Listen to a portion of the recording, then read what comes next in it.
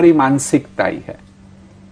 चाहे आपको कितनी ना फैसिलिटी दे दी जाए, चाहे व्यक्ति कितना ना एजुकेटेड है, परंतु अगर उसकी मानसिकता यह है कि मैं सफल नहीं हो पाऊंगा या मैं जो पुरुषार्थ कर रहा हूं उसमें शायद मैं कुछ हासिल नहीं कर पाऊंगा, तो वो सचमुच कुछ नहीं कर पाएगा। कोई एग्जाम्पल देंगे इसका हमारे दर्शकों के लिए? कोई एक बड़ी सिंपल सी बात बताना चाहता हूँ जी, कि जो हमारी मानसिकता है वो मैग्नेट जैसी है, और जो परिस्थितियां हैं वो लोहे जैसी है। जैसे मैग्नेट लोहे को खींचता है, तो ऐसे ही हमारी मानसिकता भी परिस्थिति को खींचती है। तो इसके कारण ईच थॉट इम्पोर्टेंट। कहा भी गया है कि भी आप कैसे हो, जो चीज आप रिपीटेडली सोचते हो जी, वैसे ही आप बनते हो। वैसी एक परिस्थिति पहले सूक्ष्म रूप में निर्माण होती है और फिर रियलिटी में भी उस परिस्थिति को आप अपनी ओर खींच के लाते हो। परिस्थिति से विचार नहीं बनते, विचारों से परिस्थिति बनती है। एक और बात हमने देखी है कि बहुत से लोग अच्छे विचार रखते हैं, पॉजिटिव अप्रोच रखते हैं और अपने लक्ष्य के लिए वो निरंतर कोशिश करते रहते हैं, सक्सेस भी मिलती है, लेकिन फिर भी सोसाइटी में कुछ क्रिटिक्स उन्हें मिल ही जाते हैं। वो क्या करें? इसको लिए आप क्या नजरिया देंगे कि अच्छा काम करने के बावजूद भी लोग आलोचना करते हैं? इस सिचुएशन के लिए आप क्या कहेंगे? इसमें मैं तो समझता हूँ कि भी एक्सेप्ट कर लो, एक्सेप्ट कर लो। कितने भी आप जितने ज्यादा अच्छा करेंगे ज्यादा क्रिटिसिज्म होगा, या तो कितना भी अच्छा कर लो जी, कोई ना कोई क्रिटिसिज्म तो होना ही है। मुझे एक उदाहरण याद आता है कि भी एक व्यक्ति ऐसे एक बहुत अच्छा, जैसे कि ना मैजिकल कुत्ता ले आया, कि जो कुत्ता पानी पे चल सकता था, पानी पर चल सकता हाँ बिल्कुल पानी पे चलता था। हाँ, तो लोगों को उसने दिखाया, देखो कि भी मेरा कितना अच्छा कुत्ता है, पानी पे चल रहा है जी। तो किसी ने कहा कि भी लगता है कि भी तुम्हारे कुत्ते को तैरना नहीं आता है। तो देखिए इतना अच्छा, उसको प्रशंसा करने के बदले वहां भी वो क्रिटिसिज्म करने वाला व्यक्ति मिल गया, नेगेटिव चीज को ढूंढने वाला मिल गया कि भी लगता है कुत्ते में भी एक कमी निकाल ली। हाँ, कि भी तुम्हारे कुत्ते को तैरना नहीं आता है जी। तो ये होना ही है। अगर हम एक्सेप्ट कर ले कि भी फिर भी मुझे स्टेबल रहना है, फिर भी उस स्थिति में भले कुछ सीखना है और आगे बढ़ते जाना है। जैसे नहीं, जब हाथी आगे जाता है तो कुत्ते भौंकते रहते, बिल्कुल। अगर हाथी रुक जाएगा तो वो आगे नहीं बढ़ सकेगा। तो बस हमें भी यह मानसिकता को अपनाना चाहिए, क्रिटिसिज्म को अडॉप्ट कर लेना चाहिए, एक्सेप्ट कर लेना चाहिए। या तो कहे कि भी एक तो उसको इग्नोर करो, एक्सेप्ट के बदले भी इग्नोर करो, ठीक है। और दूसरा यह हो सकता है कि भी उससे सीखो, क्रिटिसिज्म से भी सीखो, क्योंकि क्रिटिसिज्म में है ना थोड़ी तो सत्यता होती है, बोले 0.001% होगी। फॉर एग्जाम्पल कि भी कोई व्यक्ति ऑफिस में 365 days a year exact time से चला जाए, कभी लेट नहीं होता है, तो कोई क्रिटिसाइज नहीं करेगा कि तुम लेट आते हो। बिल्कुल। लेकिन अगर वो एक दिन भी लेट हुआ तो हो सकता है कि टीका करने वाले कहेगा तू हमेशा लेट आता है। बिल्कुल बिल्कुल बिल्कुल। तो क्रिटिक्स मैग्नीफाइंग लेंस का काम करते हैं जी। अगर वह ये सोचे कि वो एक दिन भी मैं लेट गया उसे भी मैं चेंज कर दूं, तो मेरे में बहुत बड़ी उन्नति होगी। क्रिटिसिज्म से हम हताश हो जाते हैं, मोरल डाउन हो जाता है, तो इसके लिए क्या करे? कोई इंसान कैसे अपनी सोच में परिवर्तन लेकर आए कि क्रिटिसिज्म को कैसे एक्सेप्ट कर ले, वो इजीली किस तरह से इम्प्रूव करे? उसमें पॉजिटिव कैसे लेना? बिल्कुल बिल्कुल। कि आज कई लोग हैं जो मेरे पास आते हैं, अच्छे अच्छे इंडस्ट्रियलिस्ट है कि उन्हें कोई मानसिक बीमारी नहीं है, लेकिन फिर भी वह जानना चाहते हैं कि मेरे में कमी क्या है, मेरी पर्सनालिटी में क्या वीकनेस है। ऐसे कई साइकोलॉजिकल टेस्ट भी होती है, तो हम उनको बहुत सारे प्रश्न पूछते हैं जी। और ऐसे अच्छे खासे प्रश्न पूछने के बाद यह फाइनली डिसाइड करते हैं कि तुम्हारे व्यक्तित्व में यह कमियां है। परंतु ये सेवा देने के लिए साइकोथेरापिस्ट अच्छी खासी फीस लेता है। बिल्कुल। मैं सोचता हूँ कि जो हमारी टीका करने वाले लोग हैं वह भी यही काम करते हैं। काफी मेहनत करते हैं आपके पीछे और ढूंढ निकालते हैं कि भी आप में क्या कमियां है, कौन सी वीकनेस है, आपको बताते हैं, औरों को भी बताते हैं। आपने एक साइकोथेरेपिस्ट होते हुए क्रिटिक्स को अपना रुतबा दे दिया। बहुत अच्छा। और वास्तव में क्या होता है कि जो क्रिटिक्स है वो तो विना मूल्य सेवा दे रहा है, बिल्कुल। साइकोथेरापिस्ट फीस ले रहा है जी। तो फिर उसको अच्छा मानना चाहिए, उसको थैंक्स कहो कि भी तुमने मेरे लिए अच्छा काम किया। अच्छा। और एक एटीट्यूड बहुत अच्छी हो सकती है कि जब भी फिल्म का शूटिंग होता है जी। तब मेन हीरो के साथ सदैव एक हेल्पर साथ साथ रहता है कि जो हर 15 मिनट आधे घंटे के बाद उसे आईना दिखाता है कि भी अपना मेकअप देख लो ठीक है या नहीं, अगर मेकअप ठीक नहीं तो उसको ठीक कर लो। ओके। तो उससे मदद मिलती है, वो बिल्कुल, हेल्पर बिल्कुल। के कारण मेन हीरो का काम इजी हो जाता है। जी। तो ऐसे ही सोचो कि जो आपकी टीका करने वाले लोग है ना, वो हेल्पर का काम करते हैं कि हर सप्ताह महीने के बाद आपको क्रिटिसाइज करते हैं, बताते आईना देखो कि बिल्कुल। भाई ये क्या है, कितनी मेहनत करते हैं, कितनी हाँ, आप में कमी ढूंढने के लिए। हाँ, तो वो तो हेल्पर है, उसको उल्टा आप धन्यवाद कहो। और एक बहुत अच्छी चीज है, कबीर जी ने बहुत अच्छा लिखा है जी। उन्होंने लिखा है कि भाई निंदक को साथ नजदीक रखो। निंदक को नजदीक रखो। क्यों नजदीक रखो कहा कि निंदक को नजदीक रखो क्योंकि वो बिना साबुन और पानी के मेरे मैल धोता है। क्या बात है। तो नहीं, बहुत अच्छा है, बहुत अच्छा तो कहा बस ये है। सारे अप्रोच अगर हम ले तो क्रिटिसिज्म में बिल्कुल मन को स्टेबल रखेंगे और ये जरूरी है। Without criticism nobody can progress. जैसे डेमोक्रेसी के लिए भी कहा गया है जी। कि जितना पावरफुल अपोजिशन होता है तो वह कंट्री प्रोग्रेस करती उतना है। ही प्रोग्रेस करता तो है। ऐसे ही आपके पावरफुल क्रिटिक्स होने चाहिए, तभी आप लाइफ में प्रोग्रेस करेंगे। आपकी डेवलपमेंट के लिए, ये प्रोग्रेस बहुत के लिए क्रिटिसिज्म होना भी जरूरी है। हाँ। तो क्रिटिसिज्म को पॉजिटिवली लेना चाहिए। कैसे लिया जाए? लेना चाहिए, पहले भी लोगों ने लिया है, कितना इम्प्रूव किया है अपने आप को, कुछ एग्जांपल्स देके अगर आप हमारे दर्शकों को समझाएंगे। एक तो मैं आपको अपना ही उदाहरण देता हूँ, सिंपल उदाहरण है, बड़े डिटेल्स में नहीं जाएंगे कि मैंने देखा है कि भी कहीं मेरे में भी कमजोरियां थी, भी औरों में भी होती है, और जब तक किसी ने क्रिटिसाइज नहीं किया तब तक अपने आप को इम्प्रूव नहीं किया। कब किसी ने क्रिटिसाइज किया कि भाई ये तुम ठीक नहीं कर रहे हो ना, ये तुम्हारा जो बिहेवियर है वो अच्छी नहीं है, हाँ, इस प्रकार से तुम्हें लोगों के साथ डील नहीं करना चाहिए। या तो जैसे कि भी मैं लिखता था तो भी किसी ने जब क्रिटिसाइज किया कि भाई ये तुम्हारी वोकेबुलरी बहुत वीक है, ना, तुम्हारे वर्ड्स पावरफुल नहीं है, तो तब जाग गए कि भी अभी मेहनत करनी पड़ेगी, भी अच्छे शब्द ढूंढने पड़ेंगे, अच्छे से लिखना पड़ेगा। तो ऐसे हर व्यक्ति के, कोई भी बड़े व्यक्ति को आप पूछो, जब उन्हें अच्छे क्रिटिक्स मिलते हैं तब ही वह प्रोग्रेस करता है। और कोई उदाहरण हमारे इतिहास में कुछ हुआ हो कि क्रिटिक्स ने कुछ कहा और तभी हमने चैलेंजिंग वे में उसको लेके कुछ कर दिखाया?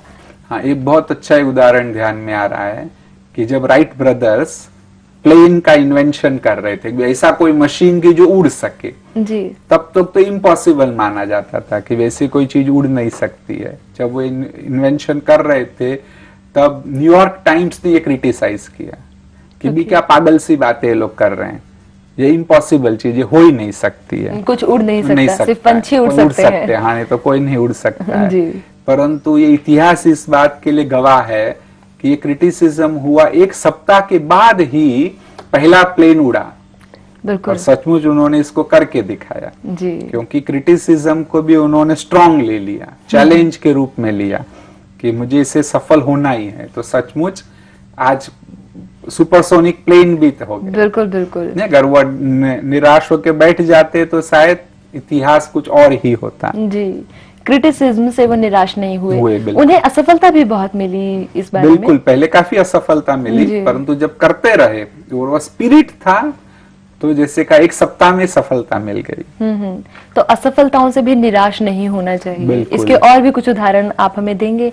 असफलता से ना घबराकर, क्रिटिसिज्म को पॉजिटिवली लेकर, और कौन कौन सक्सेसफुल पर्सनालिटीज रहे जो हमारे लिए एक अच्छे एग्जांपल्स हैं? एक अच्छा उदाहरण याद आता है, थॉमस एडिसन जब 67 इयर्स के हुए जी, तो तब उनकी जो सारी लेबोरेटरी थी जिसमें अलग अलग इन्वेंशन कर रहे थे वो सारी को आग लग गई और पूरी जो सारी उनकी मेहनत थी वो खत्म हो गई। तो भी थॉमस एडिसन निराश नहीं हुए, तब भी उन्होंने यही कहा कि भी अच्छा हुआ कि सारी हमारी जो फेलियर थी वो जल गई, और अब हमें नया से शुरू करना होगा। उन्होंने भी कहा हमारी सारी जो मिस्टेक्स थी वो मिस्टेक्स जल गई और अब हम नए सिरे से शुरुआत करेंगे। बहुत अच्छा एग्जांपल है। At the age of 67 years no still he was enthusiastic, और सचमुच 3 सप्ताह में ही उन्होंने फोनोग्राम को इन्वेंट किया। अगर निराश होके बैठ जाते तो ऐसी अच्छी इन्वेंशन होना संभव नहीं था। तो इसीलिए कितनी ना बड़ी बड़े बाधाएं आए, समस्याएं आए, परंतु हम आगे बढ़ते रहेंगे, उसमें भी एक पॉजिटिव अप्रोच लेंगे तो सफलता जरूर मिलेगी। जी, थॉमस एडिसन बहुत अच्छे एग्जाम्पल हैं। लेकिन सफलता के लिए जरूरी है कि हम बिल्कुल भी डिप्रेस ना हो, बिल्कुल भी ना घबराएं। लेकिन ऐसा पॉसिबल कैसे है कि हम बिल्कुल भी डिप्रेस ना हो? क्या करें हम अपने आप को डिप्रेशन से दूर रखने के लिए? लेकिन सिंपल बात भी समझिए। एक सिंपल चीज बताता हूँ कि जो भी हमें फीलिंग्स होती है, डिप्रेशन भी एक फीलिंग है, वो जो भी हमें फीलिंग्स होती है उसका मूल आधार हमारे विचार है। अगर इस एक बात को हम समझ ले कि भी ऐसे ही डिप्रेशन नहीं आता है। नहीं, कुछ लोग ये समझते हैं कि भाई ये हो गया तो मुझे डिप्रेशन हुआ। बिल्कुल, वो परिस्थिति से डिप्रेशन नहीं आता है, परंतु जो हम विचार करते हैं वो विचार डिप्रेशन को निर्माण करते हैं। अगर ये मूल बात को व्यक्ति अच्छे से स्वीकार कर ले और अपने विचारों को परिवर्तन करना सीख ले, नेगेटिव विचारों को कम करना, उसको पॉजिटिव में कन्वर्ट करना अगर ठीक से सीख ले तो अपने फीलिंग पर भी विजय प्राप्त कर सकता है और किसी भी हालत में डिप्रेस नहीं होगा। डॉक्टर गिरीश, एक छोटा सा क्वेश्चन मेरे को अभी अराइज हुआ है कि डिप्रेशन विचारों से होता है, परिस्थिति से नहीं। बिल्कुल। इसके साथ ही आप डॉक्टर भी हैं, कुछ लोगों का ये मानना है कि जैसे डायबिटीज या हाइपरटेंशन हेरिडिटरी है, तो डिप्रेशन भी हेरिडिटरी है। कुछ लोग ऐसा सोचते हैं, क्या ये सच है? ऋतु, अब है ना रिसर्च में तो सब कुछ हेरिडिटरी है ऐसा लोग कहते हैं। जी बिल्कुल। तो अगर सिस्टमैटिक हम रिसर्च को देखें तो भाई डायबिटीज ज्यादा हेरिडिटरी है, परंतु डिप्रेशन के लिए देखा गया है 16% सिर्फ जीन्स उसके लिए रिस्पॉन्सिबल है। तो देखेंगे कि ऑलमोस्ट 84% है वह जो बाहरी कारण है वह उसके लिए जिम्मेवार है। तो 80% बहुत बड़ा है, 84%। जी। तो सचमुच उसे महत्व देना चाहिए। जीन्स हो ना हो, आपको बाकी फैक्टर्स पे कंट्रोल करना चाहिए। वो तो सचमुच होगा भी। आज कहीं हमने उदाहरण देखे हैं कि भी उनके माता पिता को डिप्रेशन था या उनमें और मानसिक बीमारी थी, लेकिन बच्चे बिल्कुल स्वस्थ रहे। और ऐसे भी अनेक उदाहरण हैं कि जहां माता पिता बिल्कुल स्वस्थ है और बच्चे डिप्रेस्ड हो जाते हैं। माता पिता खुश मिजाज और बच्चे परेशान। हाँ, तो इसलिए जीन्स को हमें रिस्पॉन्सिबल नहीं समझना चाहिए जी। और एटलीस्ट ना जीन का एक्सप्रेशन भी हम बदल सकते हैं। आज डॉक्टर दीपक चोपड़ा और भी कई ऐसे चिंतक है कि जो ये मानने लगे हैं कि भल आप में वो जीन्स है, लेकिन जीन्स कैसे एक्सप्रेस करते हैं उसे हम बदली कर सकते हैं। विचारों तो अगर विचारों में परिवर्तन लाए तो जीन्स कैसे मैनिफेस्ट करेंगे, वो मैनिफेस्टेशन को हम चेंज कर सकते हैं। बिल्कुल, तो विचारों का बहुत बड़ा महत्व है। सबसे बड़ा महत्व विचारों पर देना है, क्योंकि वो हमारे कंट्रोल में है। जी, तो विचारों के महत्व के बारे में और कुछ महान आत्माओं ने कुछ कहा है, कुछ विचार दिए हैं। अच्छा। वो हमारे दर्शकों को बताइए। शेक्सपियर ने तो बहुत अच्छा कहा है। शेक्सपियर ने कहा है कि आपके जीवन में क्या होता है वह महत्वपूर्ण नहीं है, लेकिन उसमें आप क्या उसका व्यू अपनाते हैं वह व्यू बहुत ही महत्वपूर्ण है।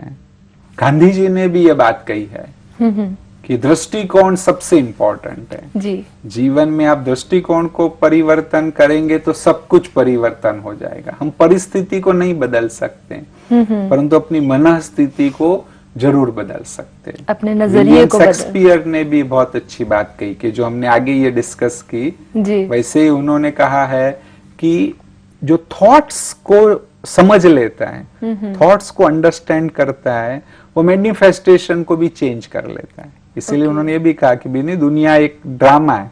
बिल्कुल, और हम सभी उसमें एक्टर है। बिल्कुल। बस ये भाव भी आ जाए कि मैं एक्टर हूं तो परिस्थितियां हमारे ऊपर हावी नहीं होगी।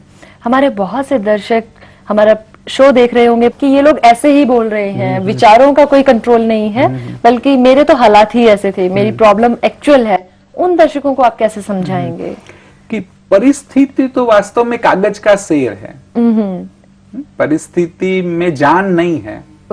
हम अपने विचारों से उसमें लाइफ को डाल रहे हैं, और हर एक को है ना अपनी समस्या बड़ी लगती है, बहुत बड़ी लगती है, और उनकी छोटी लगती है। आपने भी शायद ये उदाहरण सुना होगा कि भी किसी के बच्चे की मृत्यु हो गई तो उसके घर गया, बहुत समझा कि यार चिंता नहीं करो, कोई निराशा नहीं करो, आत्मा तो अमर है, जिसका जन्म हुआ है उसकी मृत्यु भी होनी है, ऐसे बहुत कुछ समझाया।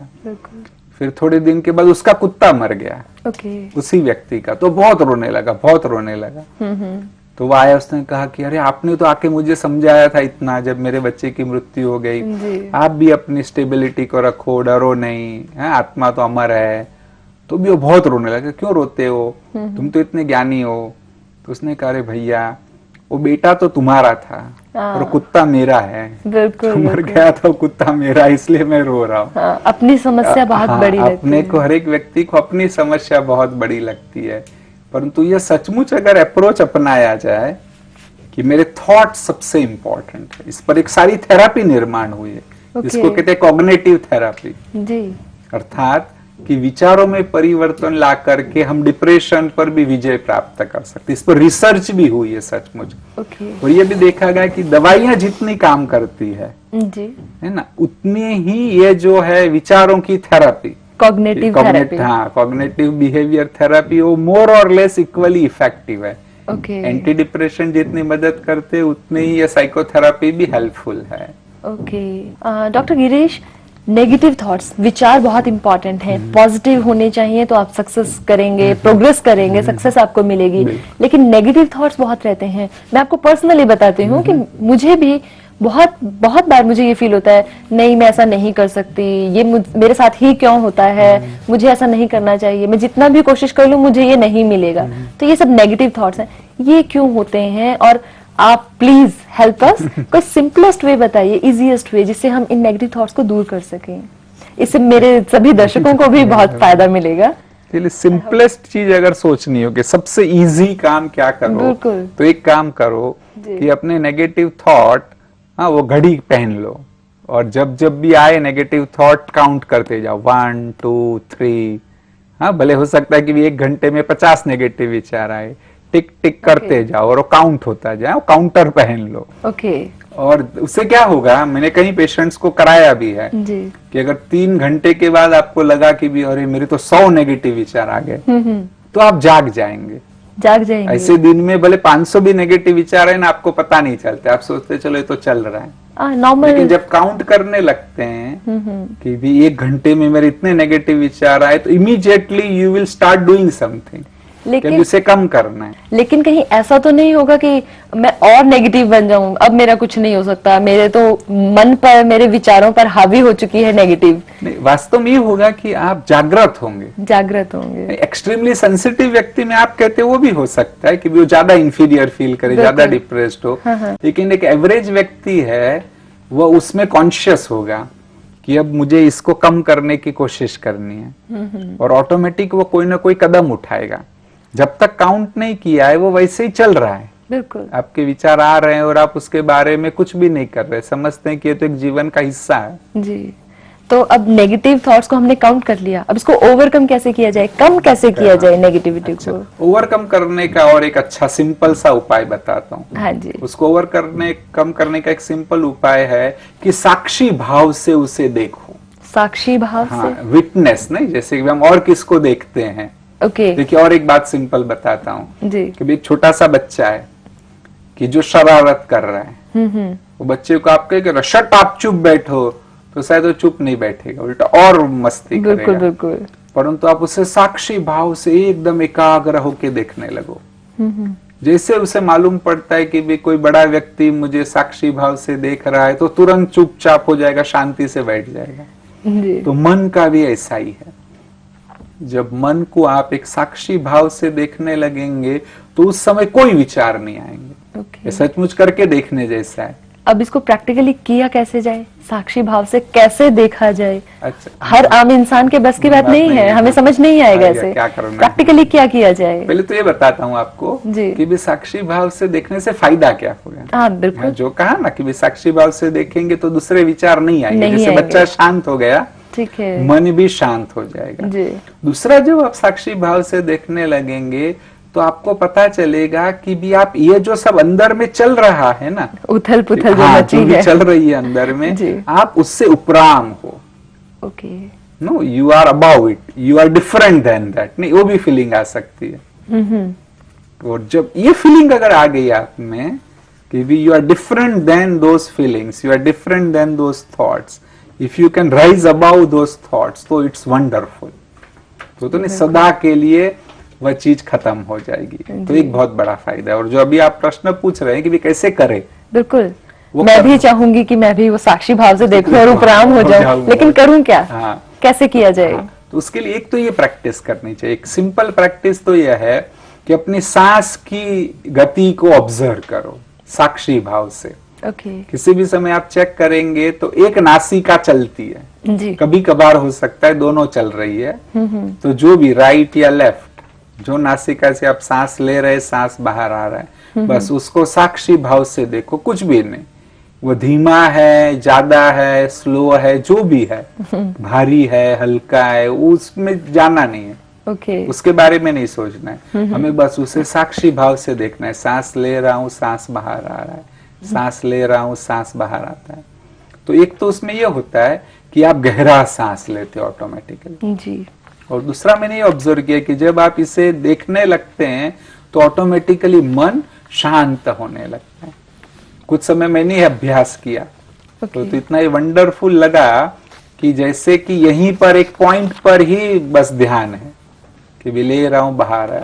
जब थोड़ा सा मैं अभ्यास किया तब तो ये लगा कि ये पॉइंट प्रकाश का बन गया, as if it is made up of light. और इतना अच्छा अनुभव हुआ, मैंने ये सोचा कि भी इसको एक्सपांड करता जाऊं कि सारा नाक प्रकाश का बना है, सारा चेहरा प्रकाश का बना है, सारा शरीर प्रकाश का बना हुआ है, अध्यात्म। हाँ, तो फिर वो स्टेज बनी। तो no it's a wonderful practice in fact. तो नेगेटिव थॉट्स को पॉजिटिव में कन्वर्ट कैसे करें? अच्छा, हाँ, हमने उन्हें काउंट किया, ऑब्जर्व किया, ओवरकम करने की कोशिश की, लेकिन फिर अब कन्वर्जन कैसे करें? अब देखिए, कन्वर्ट करना हो ना तो भी दो युक्तियां बताता हूँ जी। एक युक्ति तो यह है कि मन के साथ प्यार से बात करो, खुद के साथ। हाँ, अपने नाम से अपने आप को कहो, नीतू शांत हो जा, नीतू तुझे जो चाहिए वो सब मिलेगा, तू शांति रख तो तुझे मिलेगा। और ये फैक्ट भी है कि अशांति से, हड़बड़ी में तो मिस्टेक्स कर बैठते, बिल्कुल। लेकिन जब आप शांत रहते हो तो शांति से सब चीजें अपने आप को मिलती है। तो प्यार से समझाओ जी। नहीं, ये भी अपने नाम से कहो कि तुझे जो चाहिए वो सब कुछ मिल जाएगा अगर मन शांत हो। जैसे हम बच्चे को समझाते हैं, नहीं, बच्चा अगर सवेरे जब आप ऑफिस जा रहे हैं, बच्चा कहते नहीं मम्मी मुझे भी साथ में ले जाओ, मैंने साड़ी पकड़ लेता है, पैर पकड़ लेता है, तो क्या करते हैं, उसको चांटा नहीं लगाते हो, ना, उसको प्यार से समझाते हो कि बेटे अभी मम्मी ऑफिस जा रही है जी। मैं वापस आऊंगी तो तुम्हारे लिए वो ऑटोमेटिक कार लेके आऊंगी जो तुमको बहुत पसंद है। तो बस ये बोला, बच्चा शांत हो जाता है 1 सेकंड में जी। तो ऐसे ही मन को भी प्यार से समझाओ तो वो मन को मोड़ना है। अगर हम अपने क्रिटिक्स को साइकोथेरेपिस्ट की तरह लें तो ये हमारे लिए पॉजिटिव फैक्टर्स, इंप्रूविंग फैक्टर्स बन जाएंगे हमारी लाइफ के लिए। तो आशा करती हूँ कि आपको इससे बहुत सी जानकारी मिली होगी, बहुत हेल्प मिलेगी। नमस्कार।